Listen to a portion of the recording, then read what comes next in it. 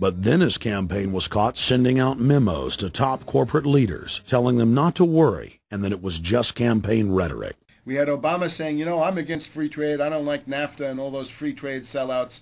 We had Austin Goolsbee going to the Canadian diplomats and saying, don't mind him. He's just popping off. That's just election era rhetoric. Doesn't mean anything. Presidential candidate Barack Obama was publicly criticizing the North American Free Trade Agreement in a bid for votes, but privately telling Canadian officials not to worry about it.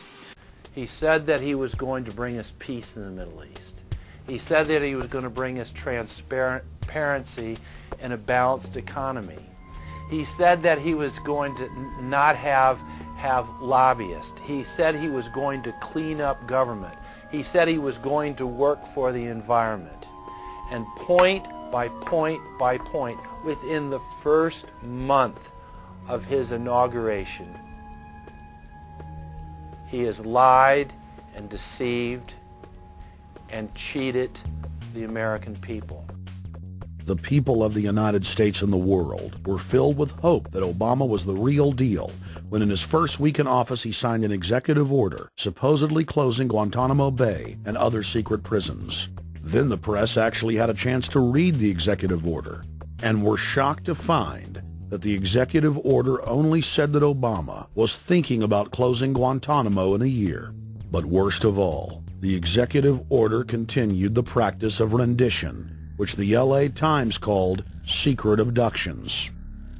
They don't know. They think that he's signed off immediately on closing Guantanamo, but he's allowing prisoners now to be taken to foreign countries and not knowing where they're sending them and to be tortured in foreign countries. They don't know that they kept that provision in there.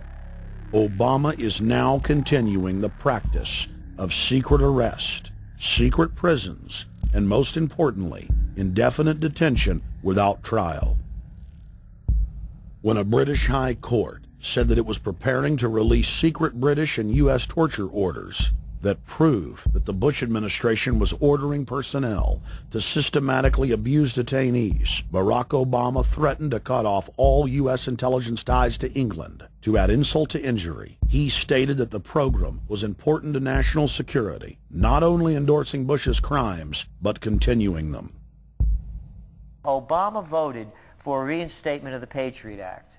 And by his early deeds already, again, as we saw with the issues of retention, he's willing to send people that have been charged with nothing to be tortured to so-called get the truth out of them. If the makers of this film attempted to cover all of Obama's lies, this documentary would never be released because there are new ones every day. So in the interest of time, we're going to cover one more big one. Barack and his handlers made the cornerstone of his campaign, keeping lobbyists and donors out of his administration. Within hours of being elected, Obama did a 180 and filled the White House and federal government with lobbyists and donors at all levels. Obama picked William Lynn, the top lobbyist for Raytheon, to fill the number 2 position at the Department of Defense. Timothy Geithner, former president of the private Federal Reserve Bank of New York, was picked by Obama to be Secretary of the Treasury. Geithner promptly crammed the Treasury Department full of lobbyists, like his Chief of Staff, Mark Patterson, formerly the top lobbyist at Goldman Sachs. Obama appointed top lobbyist to the Saudi royal family, George Mitchell, as the lead Middle Eastern envoy. Obama appointed the king of Wall Street lobbyists, Leon Panetta, to head up the CIA. Obama tapped Tom Daschle, top lobbyist for healthcare firms, to run the Department of Health and Human Services, and the list goes on and on. Then, 3 weeks into his administration, Obama launched a new lie, more outrageous than the previous. With Academy Award-level conviction, he said that he was upset about the banker bailout, which his own Chief of Staff, Rahm Emanuel, another former Wall Street executive, had engineered. Obama said that he had signed an executive order capping the CEO's salaries of those who had taken the bailout money. There was just 2 problems. All the major banks and brokerage firms were exempt, and the new order only dealt with any future bailouts. And those were to be on the honor system. What gets people upset, and rightfully so, are executives being rewarded for failure. AIG, Bank of America, and Citigroup, which have received billions in bailout money, don't fall under this plan. Only banks negotiating future agreements with the government will be restricted. But this appears to be built on an honor system, and White House Press Secretary Robert Gibbs had a hard time explaining how enforcement would work. Well, let me get, I will get clarification from Treasury on that. Generally speaking, this is already the biggest liar and the biggest disappointment that we've seen in recent history. And again, qualitatively beyond the rather low standards set by Bush the Elder and Clinton in terms of delivering on promises. Bottom line, Obama is a fantastic actor and an even better liar. His track record is clear. He has done the opposite of everything he told the people he would do. They'll make up one lie after another. And if you believe these people, knock yourself out. I don't believe a word they say. Within 1 month of the passage of the first banker bailout bill, the press reported that over $5 trillion had just disappeared out of the U.S. Treasury. By December, the amount of money that had been stolen had reached $8.5 trillion. The leadership of both political parties circled the wagons and would not discuss where the money had gone.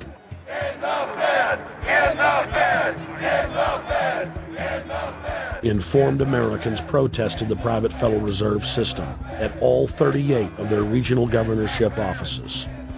Arrest Bernanke and Paulson! Arrest all the criminals that stole the banker bailout money! It was refreshing to see people standing up against the real power structure, not being distracted by the elite's frontmen like George W. Bush and Barack Obama. We traveled to Dallas, Texas to cover We the People taking on the real enemy. Hey, I want to talk to the workers up there on the parapet, the ones smoking cigarettes and just jump back. You're with the American people, we know that, but understand, ask the workers inside. You're not in a federal government building. You're in a private Federal Reserve that uses that name as a fraud. That'd be like if my first name was Federal Reserve Jones. I'm still not the federal government. I'm not a federal agency. But if I said my name was Federal Reserve, I could go out and pay off politicians and get them to allow me to get into power so I could issue the currency and credit, and then I could buy up the world. That's what these criminals have done. A lot of people think that the Federal Reserve is already part of the government. They're not. It's controlled by cliques of unelected, unaccountable bankers meeting in secret. Most of these people have never even been through the formality of a Senate hearing or a Senate confirmation. They claim that they're part of the U.S. government. They masquerade as if they were part of the U.S. government. But in reality, this is a purely private operation. Jackals, hyenas, raptors, all of them loyal, not to the American people, but to the Wall Street banks, which is where most of them come from. Everyone is pointing to Barack right now, President Obama, as saying, you got to get the economy together. You got to get the economy together. When in fact, the president has very little to do with the economy. It's the Federal Reserve Chairman that at least sets the policy. That's a privately owned company, the Federal Reserve Bank. They set the agenda. These guys are masquerading as a federal institution. They are a private banking consortium, and this is their front, their holding company. The Federal Reserve is not federal. It's a front for a private banking cartel. That's on record in congressional testimony, and they're the ones orchestrating the economic collapse we're seeing right now, so that's why we're here.